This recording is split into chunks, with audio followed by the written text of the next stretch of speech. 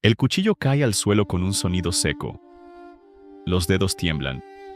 Los ojos, fijos en el horizonte, no ven el desierto ni el cielo encendido de la tarde. Ven algo que ningún otro hombre ha visto jamás. Una voz que no viene del viento. Una presencia que no tiene forma pero lo llena todo. El anciano cae de rodillas sobre la roca caliente y llora sin saber exactamente por qué llora. Si de miedo, si de asombro, si de una alegría tan grande que duele. No hay nadie a su alrededor. Solo él, el silencio y aquella voz que acaba de pronunciar su nombre como si lo conociera desde antes de que el mundo existiera. Y en ese instante todo cambia. Todo, para siempre. Ur de los Caldeos era una ciudad de esplendor y barro, de ídolos dorados y mercados ruidosos, de familias que se transmitían los mismos dioses de generación en generación, como si fueran herencias de sangre. Era una ciudad donde los hombres nacían, trabajaban, envejecían y morían sin jamás preguntarse si había algo más allá de las murallas de piedra que los rodeaban. Abraham, hijo de Taré, era uno de esos hombres. Conocía los caminos del comercio, las leyes del clan, el peso del lino y el precio del ganado. Era un hombre respetado, con rebaños propios y una mujer hermosa llamada Sarai, cuya belleza era tan notoria como su vientre, que permanecía cerrado año tras año, como una puerta sellada ante la que el tiempo pasaba sin compasión. Nadie en Ur hablaba de Abraham como alguien especial. Era simplemente uno más. Pero Dios no busca lo que el mundo llama especial. Dios busca un corazón dispuesto. Y en medio de aquella ciudad llena de ruidos e incienso falso, el Señor encontró en Abraham algo que ni el propio Abraham sabía que tenía. Una disposición silenciosa, una apertura que no se declara en palabras, sino en la manera en que un hombre mira el cielo cuando todos los demás miran el suelo. La primera vez que la voz habló, no fue en el templo ni en un sueño elaborado. Fue en la rutina. Fue en el momento ordinario. Y eso es lo que hace que la historia de Abraham sea también tu historia, porque Dios no espera que estés en el lugar perfecto para hablarte. Te habla exactamente donde estás, en medio de tu vida cotidiana, en medio de tu confusión y tus planes incompletos. Vete de tu tierra, de tu parentela y de la casa de tu padre, a la tierra que te mostraré. Las palabras llegaron claras y totales, sin adornos ni explicaciones adicionales. No hubo un mapa entregado, no hubo un nombre de destino, no hubo una garantía escrita ni un tiempo estimado de llegada. Solo una orden y una promesa encadenada a ella. Yo haré de ti una gran nación. Haré grande tu nombre. Serás de bendición. Abraham escuchó. Y lo más extraordinario no fue que la voz hablara, sino que Abraham creyó. No con la fe fácil de quien ya vio resultados, sino con la fe dura y costosa de quien abandona lo conocido por lo invisible. Esa noche, mientras Sarai dormía, Abraham miró las estrellas durante largo tiempo. Y cuando amaneció, comenzó a preparar las tiendas para el viaje. La familia se reunió con confusión y preguntas que Abraham no supo responder completamente. Lot, su sobrino, era joven y curioso, y su lealtad a Abraham era la lealtad de alguien que todavía no entiende el precio de seguir a un visionario. ¿No los siervos murmuraban entre sí, calculando distancias y peligros? Sarai empacaba en silencio, con esa mezcla de confianza y angustia que solo conoce la mujer que ama a un hombre que escucha voces que nadie más puede oír. Taré, el padre anciano, se unió al grupo sin comprender del todo, pero sin negarse. Partieron de Ur hacia Harán, y en Harán se detuvieron por un tiempo, como si la obediencia necesitara respirar antes de completarse. Fue allí donde Taré murió, y fue entonces cuando la voz regresó, más directa y más exigente que la primera vez. La muerte del padre fue el último hilo que ataba a Abraham a su pasado. Hay momentos en la vida donde el cielo espera que terminemos de soltar antes de continuar el camino. Abraham tenía 75 años cuando salió definitivamente de Harán. 75 años. Una edad en que los hombres sueñan con descanso, con nietos, con el calor de lo familiar. Una edad en que nadie en su sano juicio abandona todo lo conocido para seguir a un Dios que no da detalles. Pero la fe no funciona con detalles. La fe funciona con confianza. Y Abraham salió. Con Sarai, con Lot, con todos sus bienes, con sus siervos y con su ganado. Abraham salió hacia Canaán, una tierra que él nunca había pisado, en dirección a una promesa que él todavía no podía ver con sus ojos, pero que ya habitaba en su pecho como una llama pequeña e imposible de apagar. Cuando llegaron a la tierra de Canaán, el Señor se le apareció de nuevo a Abraham en el lugar llamado Siquem, junto al árbol de More. A tu descendencia daré esta tierra. Y Abraham levantó allí un altar, no un templo de piedra labrada, no un santuario elaborado, un altar simple, hecho con las manos de un hombre que no tenía nada seguro más que la palabra que había escuchado. Ese altar fue el primer acto de apropiación de una promesa todavía invisible. Fue la declaración física de una fe interna. Esto me ha sido prometido, y aunque no lo veo aún, lo reclamo con mis acciones. Después siguió hacia el oriente, al monte que está al este de Bet-El, y allí levantó otro altar. Abraham era un hombre que marcaba su camino con altares. Cada vez que Dios hablaba, Abraham respondía con adoración. Y esa es una de las claves más profundas de su vida. La adoración no es lo que hacemos cuando ya recibimos la promesa, es lo que hacemos mientras esperamos que llegue. Esta es la diferencia entre la fe real y la transacción religiosa. Muchos oran para recibir. Abraham adoraba porque había creído. Muchos construyen altares después del milagro. Abraham construía altares antes de verlo. Y esa inversión del orden natural es precisamente lo que Dios honra con lo sobrenatural. No estamos hablando de mérito humano. Estamos hablando de alineación espiritual. Cuando un ser humano actúa como si la promesa ya fuera real, algo en los cielos responde a esa audacia de fe. Lo que Abraham estaba haciendo sin saberlo completamente era aprender el idioma del reino, el idioma de la fe anticipada, del altar levantado antes de la lluvia. Pero la fe no protege de la dificultad. La fe te sostiene a través de ella. No tardaron en llegar las pruebas. Una hambruna severa azotó Canaán, y Abraham tuvo que descender a Egipto para sobrevivir. Allí, ante el miedo al faraón, quien tomó una decisión que mancharía su historia.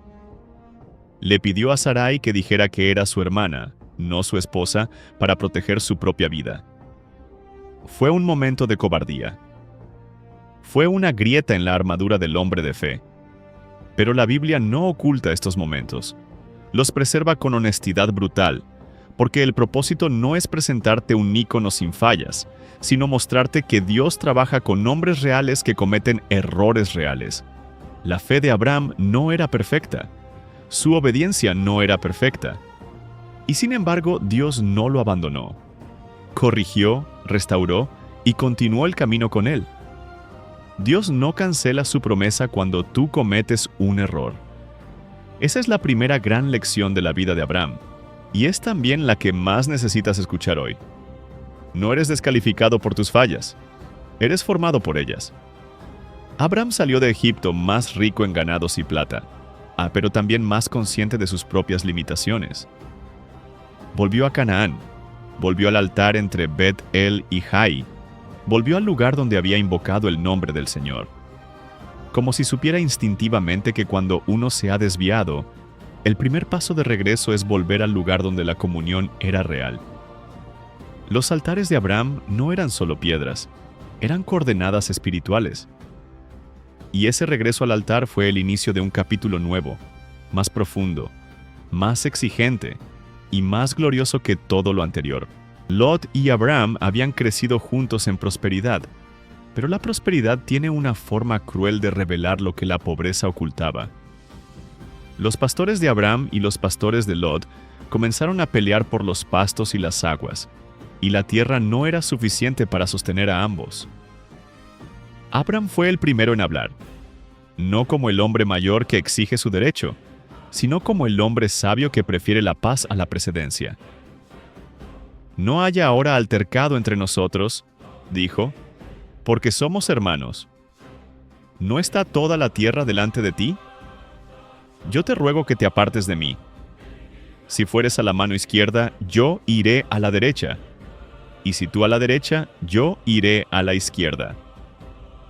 Era una generosidad que solo pueden hacer de alguien que ya no necesita la tierra para sentirse seguro, porque su seguridad no viene del territorio, sino de la promesa. Lot levantó los ojos y eligió el valle del Jordán, fértil y abundante, bien regado como el jardín del Señor. Era la elección obvia. Era la elección de quien razona con los ojos y no con el espíritu. Lot fue hacia el oriente y plantó sus tiendas hasta Sodoma, sin saber que esa tierra abundante escondía un destino de fuego.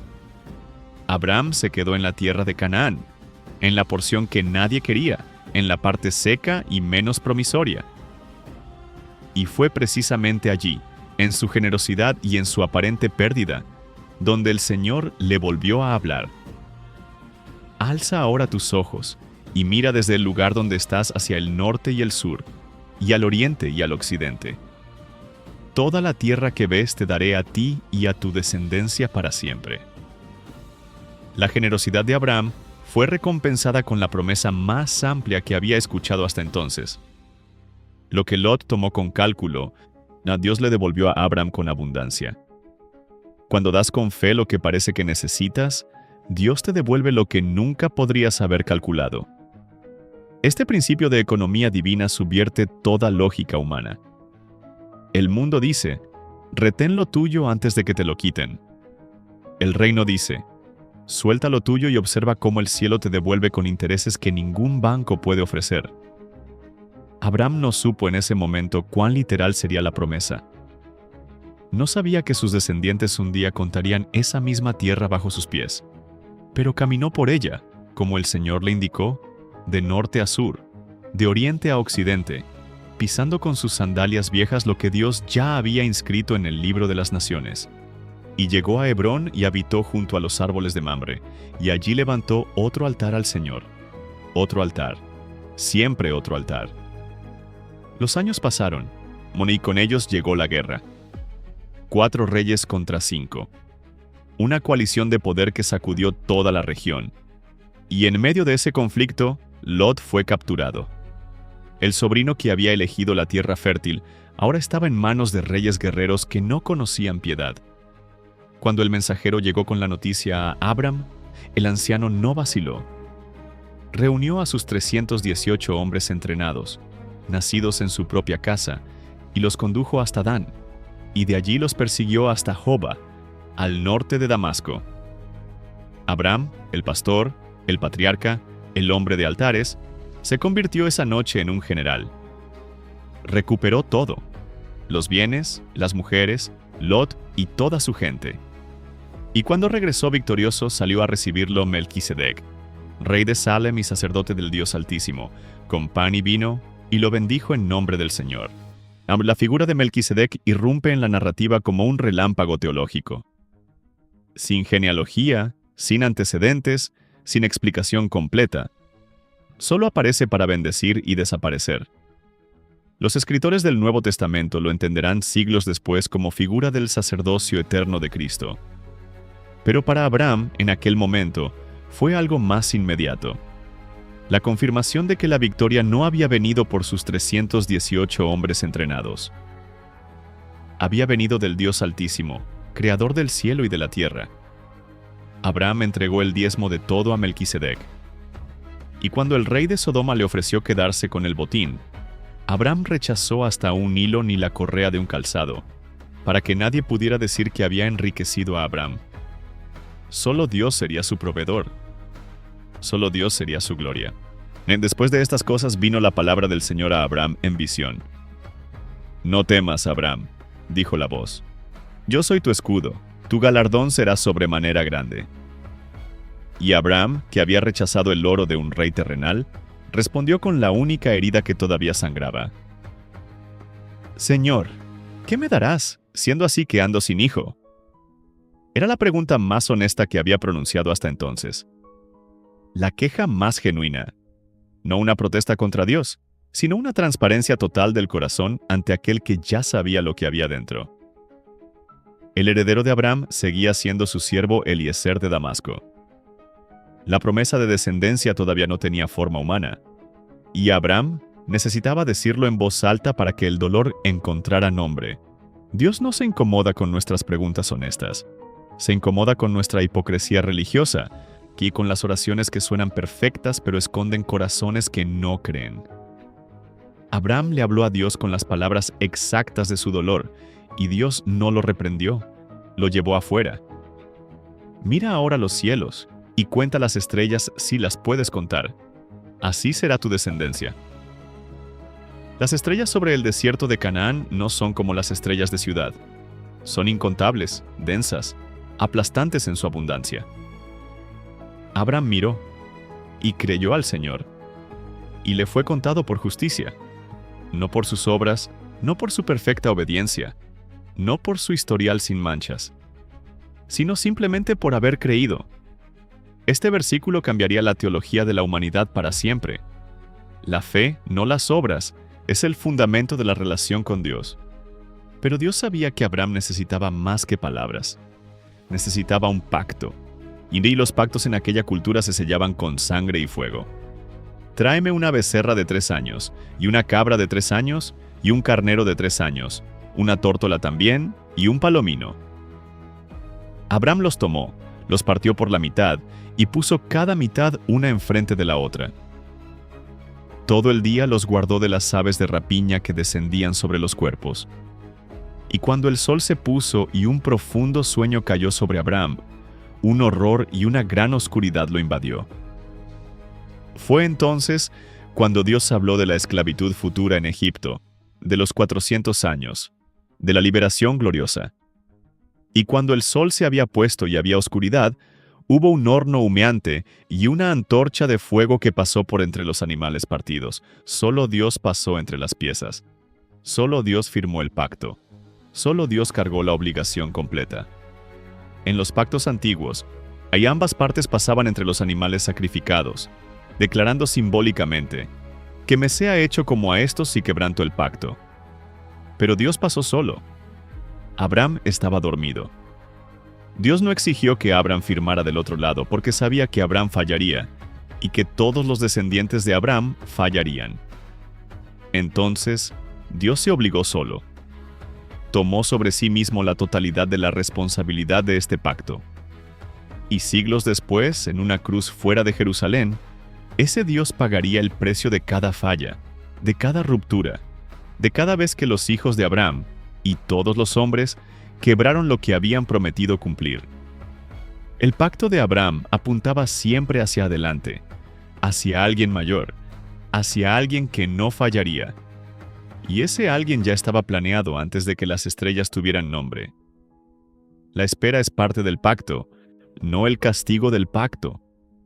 Dios no se retrasa porque olvidó, se toma tiempo porque está construyendo algo tan grande que tú todavía no tienes capacidad de recibirlo.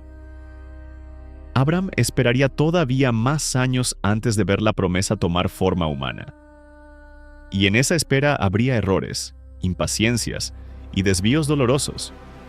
Pero el pacto no dependía de la perfección de Abraham.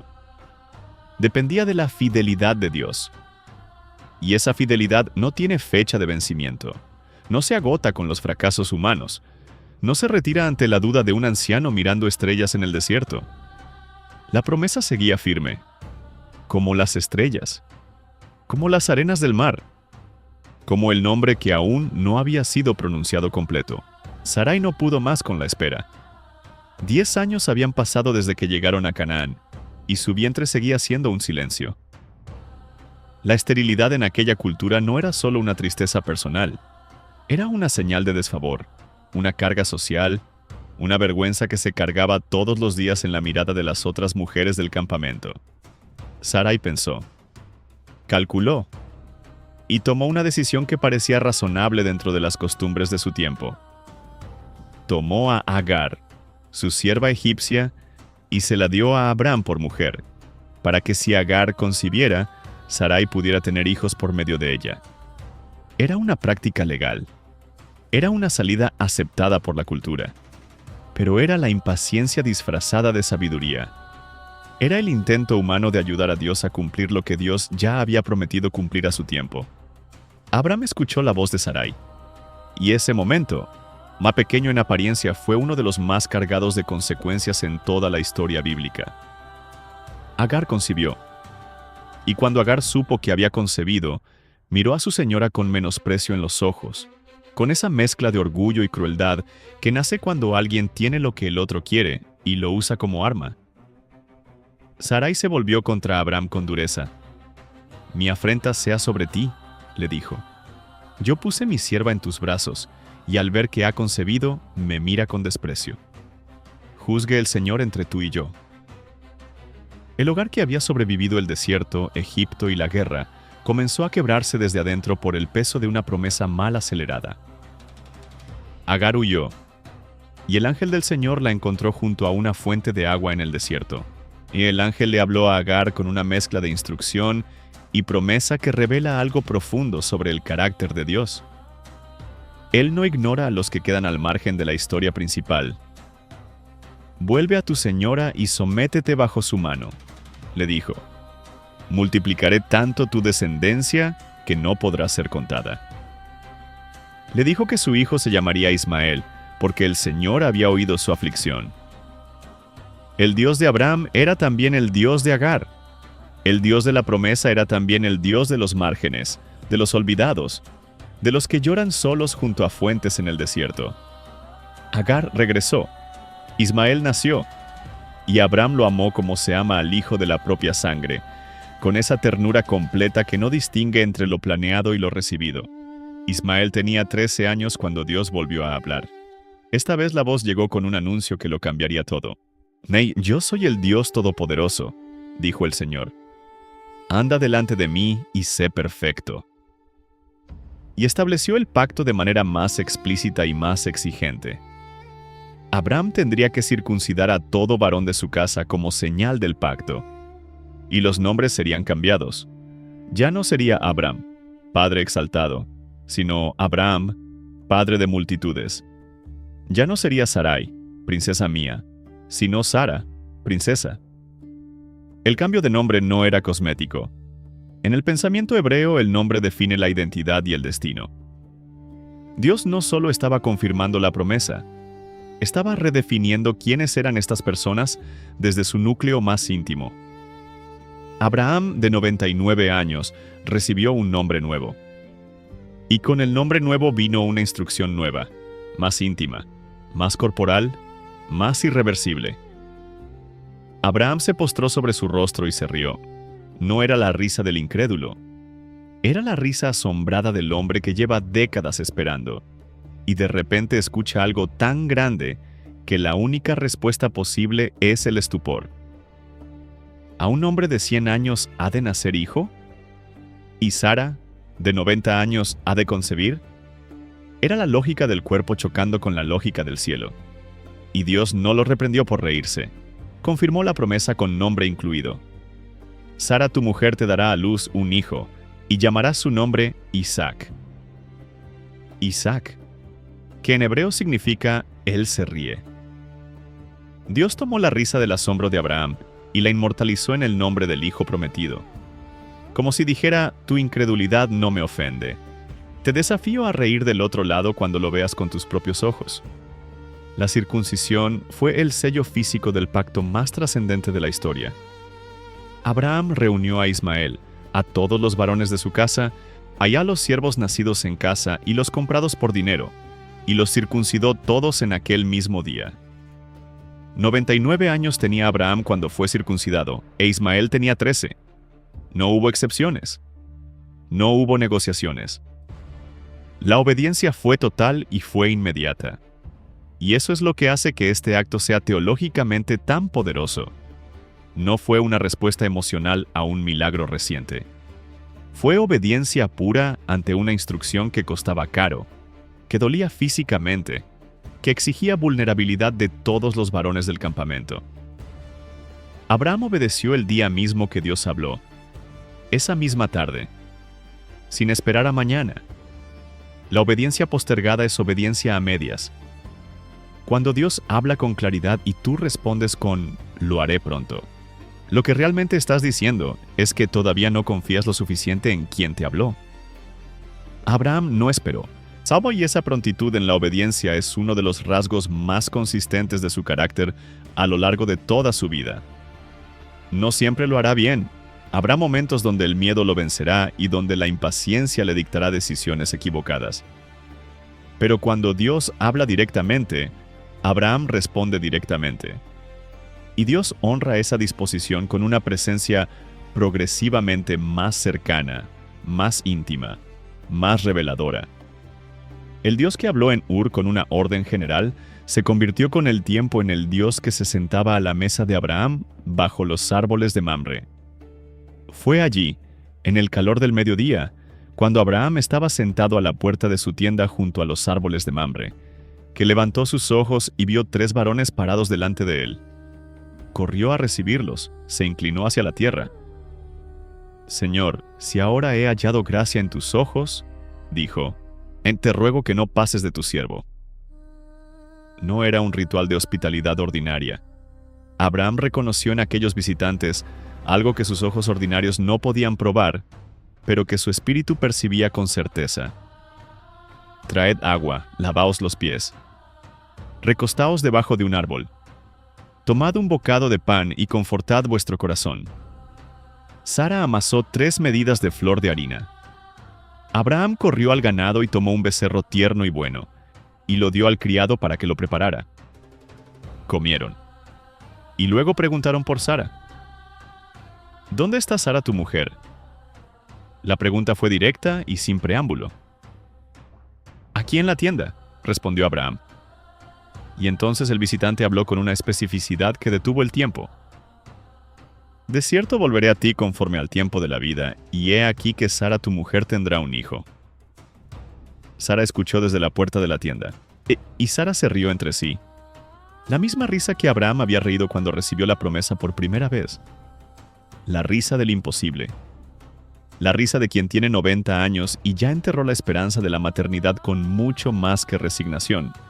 La había enterrado con la certeza de quien conoce su propio cuerpo mejor que nadie. ¿Acaso hay algo difícil para el Señor? La pregunta llegó directo al corazón de Sara como una flecha. No como un regaño, sino como un desafío. Como una invitación a revisar el límite que ella le había puesto a lo posible. ¿Hay algo difícil para el Señor?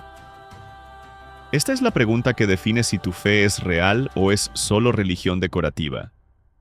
La fe decorativa acepta a Dios como poderoso en abstracto, pero le pone límites en lo concreto. La fe real le permite a Dios entrar exactamente en el espacio que parece más cerrado, más muerto y más imposible.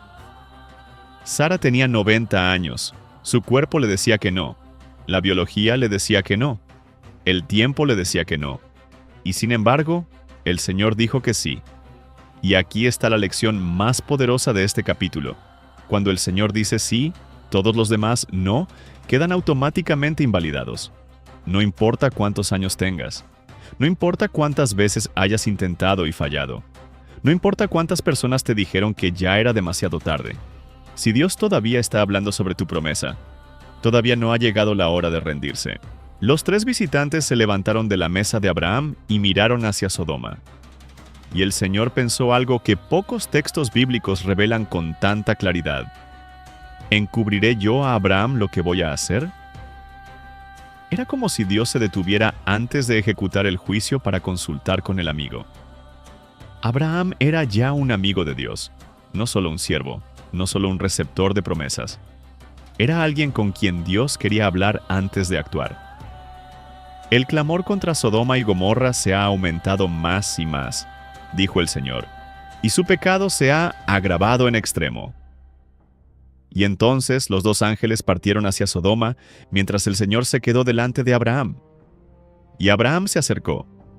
Lo que siguió fue una de las conversaciones más extraordinarias de toda la Biblia. Un hombre negociando con Dios, no con arrogancia, con audacia de amor. ¿Destruirás también al justo con el impío?, preguntó Abraham. Si hubiere 50 justos dentro de la ciudad, ¿destruirás también y no perdonarás al lugar por amor a los 50 justos que están dentro de ella?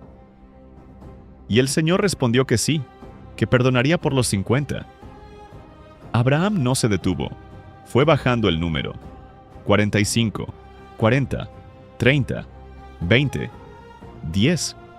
Cada vez prefiriendo sus palabras con humildad.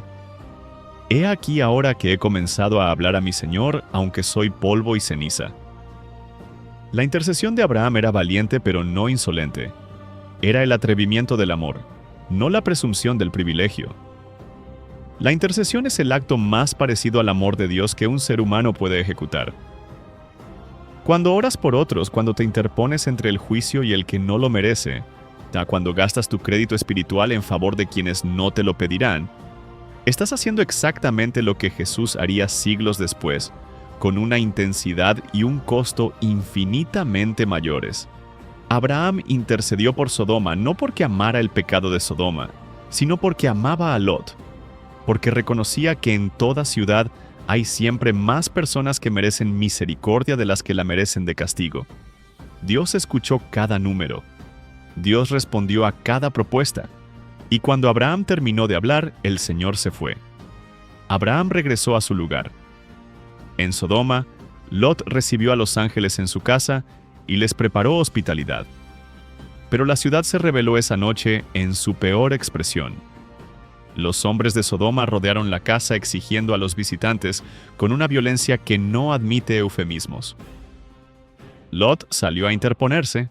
Los ángeles lo jalaron de vuelta adentro y cegaron a los hombres de la puerta. Y entonces le dijeron a Lot lo que no había manera de suavizar. ¿Tienes aquí alguno más?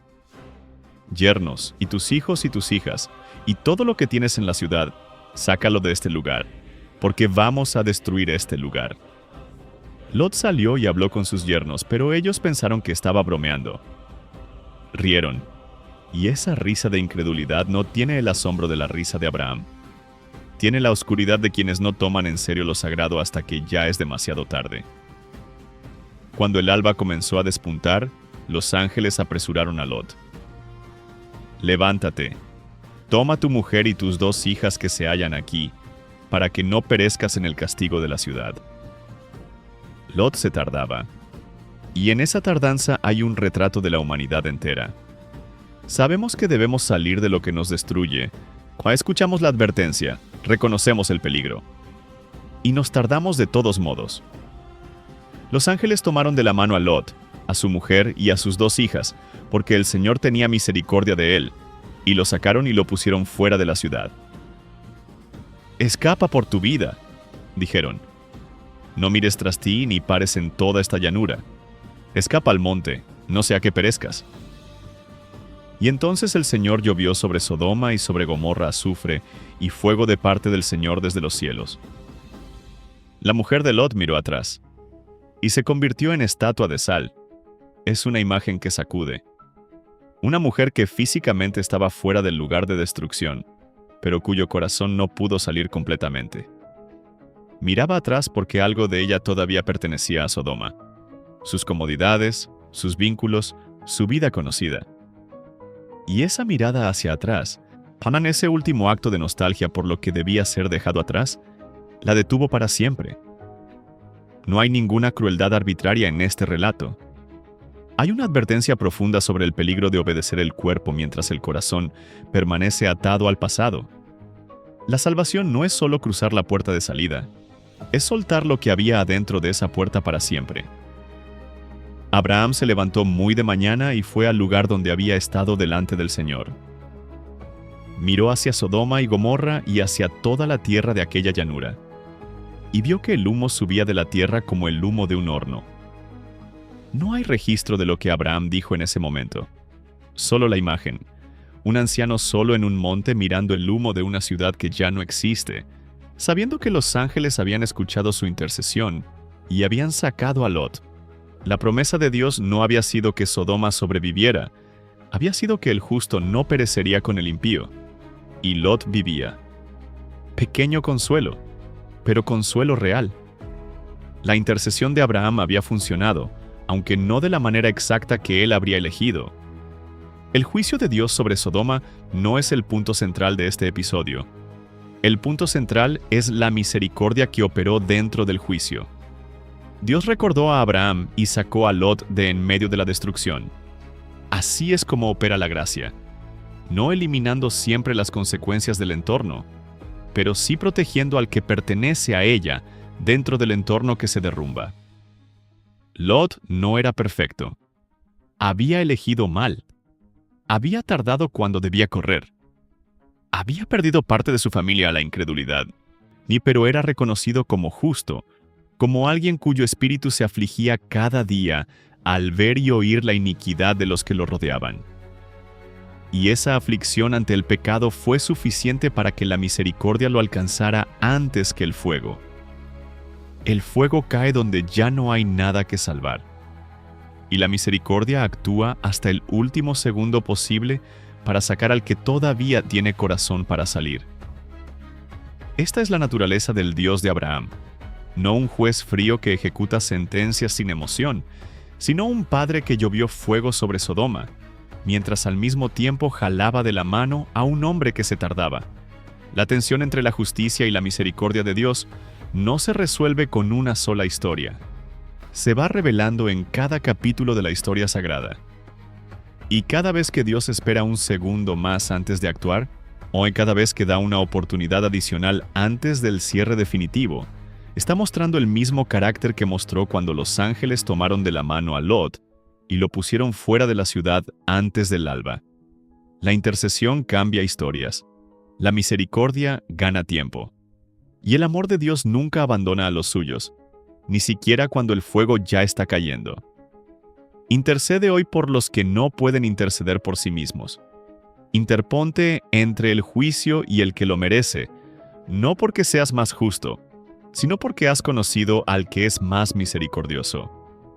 Y confía en que Dios, que recordó a Abraham cuando el humo ya subía, también te recuerda a ti cuando todo parece perdido. Llegó el tiempo. Después de décadas de promesa, después de noches contando estrellas y mañanas mirando el vientre cerrado de Sara, después de errores y altares y pactos y nombres nuevos, llegó el tiempo. Sara concibió. Sara, de 90 años. Sara, cuyo cuerpo era un testimonio de lo imposible, concibió y dio a luz un hijo. Y Abraham llamó Isaac al hijo que le nació, que Sara le dio a luz. Cuando lo circuncidó a los 8 días, Abraham tenía 100 años. 100 años de vida para llegar a este momento. Y Sara dijo: Dios me ha hecho reír, y cualquiera que lo oyere se reirá conmigo. El nombre del hijo era la confirmación de todo. Isaac. Él se ríe. Y ahora Sara se reía también, pero con una risa completamente diferente. La risa de quien ya vio.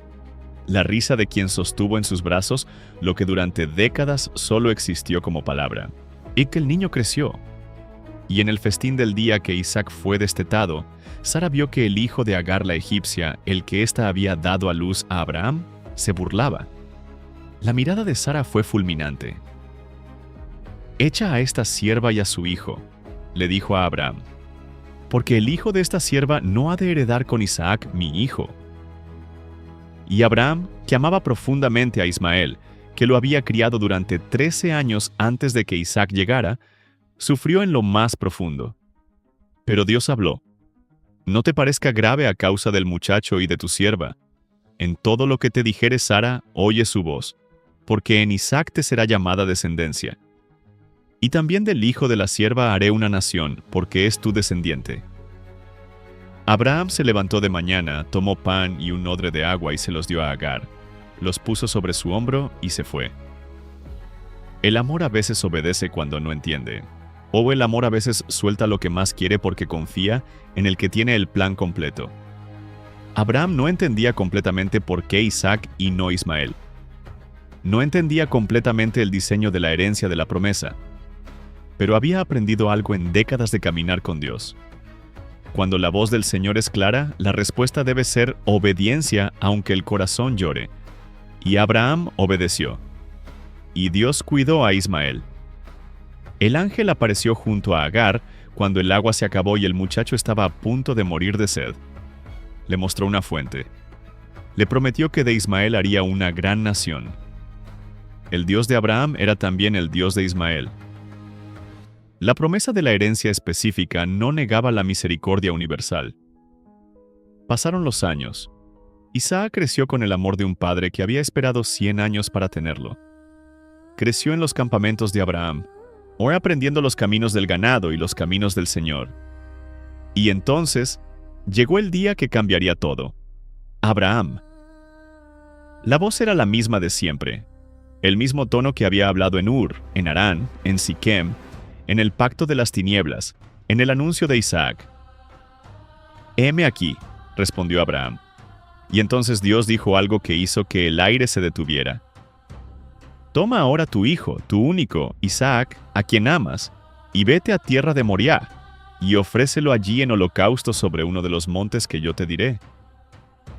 El mandato era imposible, era contradictorio.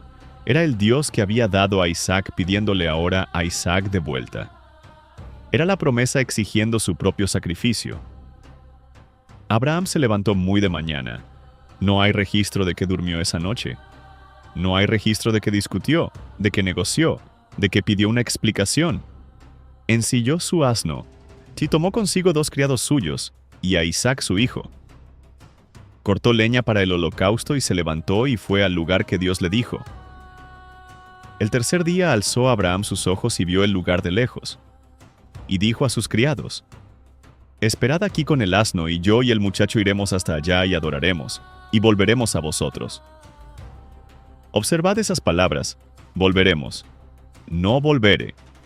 Volveremos. En el idioma del corazón de Abraham, los dos regresarían. No porque supiera cómo, sino porque había calculado que si Dios había prometido descendencia a través de Isaac, entonces Dios tendría que resucitar a Isaac si era necesario. Era la fe más radical que jamás habitó en pecho humano. Isaac tomó la leña del holocausto y la puso sobre sus propios hombros. Abraham llevó el fuego y el cuchillo, y los dos iban juntos. Y en ese caminar juntos hacia el monte, hay una imagen que siglos después encontraría su eco perfecto. Otro hijo cargando la madera de su propio sacrificio colina arriba, también acompañado de su padre, también yendo hacia un lugar de muerte que se convertiría en el centro de toda la historia de salvación. Isaac habló. «Padre», dijo, «he aquí el fuego y la leña, pero ¿dónde está el cordero para el holocausto?». Y Abraham respondió con la respuesta más cargada de fe de toda su historia: «Dios se proveerá de cordero para el holocausto, hijo mío». Y los dos iban juntos, siempre juntos. Llegaron al lugar que Dios le había dicho. Abraham edificó un altar y arregló la leña. Ató a Isaac su hijo y lo puso en el altar sobre la leña. Y extendió Abraham su mano y tomó el cuchillo para degollar a su hijo. El silencio de ese momento es total. No hay palabras que alcancen a describir lo que ocurría en el interior de aquel anciano de más de 100 años, con el cuchillo en la mano, mirando el rostro del hijo que había esperado toda su vida. No hay teología que anestesie completamente la brutalidad de ese instante. Era un padre a punto de matar al hijo que amaba, y su mano no temblaba, porque su fe era más grande que su dolor, y su confianza en Dios era más antigua que el amor a Isaac, aunque ese amor era inmenso. «Abraham, Abraham». La voz llegó desde el cielo, urgente, inmediata. «Heme aquí». El ángel del Señor habló. «No extiendas tu mano sobre el muchacho, ni le hagas nada, porque ya conozco que temes a Dios, por cuanto no me rehusaste tu hijo, tu único». Abraham alzó los ojos y miró. Y he aquí un carnero trabado en un matorral por sus cuernos. Y Abraham fue y tomó el carnero y lo ofreció en holocausto en lugar de su hijo.